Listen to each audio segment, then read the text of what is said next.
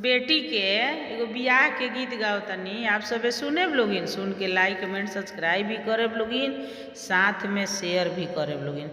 जैसे ओरिया बरिसे सोनम बेटी साव नरे भदौआ।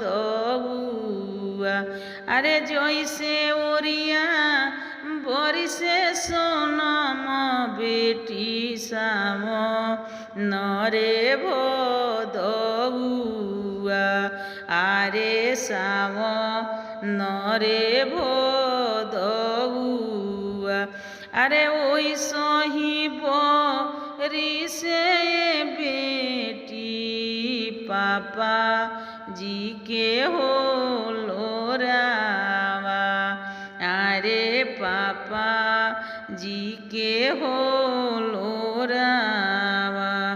अरे जैसे ओरिया बरिसे बेटी साव नरे भदौआ। अरे साव नरे भदौआ। ओई सही बरिसे सोनम बेटी आमा जी के होलो रावा। अरे आमा जी के होलो रावा।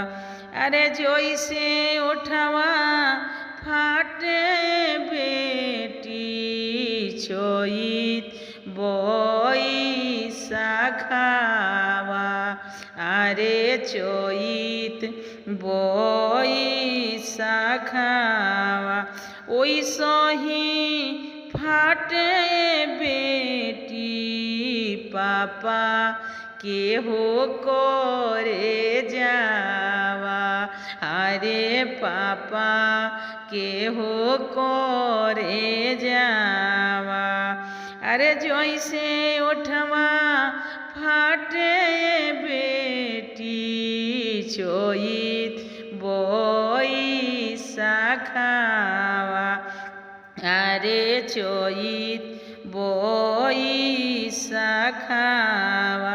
ओई सही फाटे बेटी आमा के हो करे जावा। अरे आमा के हो करे जावा।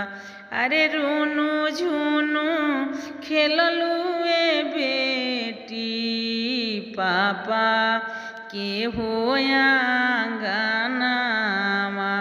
अरे पापा के हो आंगनामा। अरे आजू तू सपनवा हो भइलू पापा के हो आंगनामा। अरे पापा के हो आंगना। रात दिन खेललुए बेटी आमा के हो पाजरावा।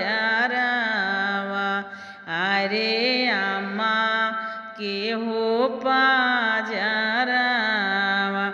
आजू तू सपनवा हो भइलू माई के रे आंगनावा। अरे माई के हो पाजरावा। अरे माई के हो पाजरावा। आप सभी के गाना सुनने के लिए धन्यवाद।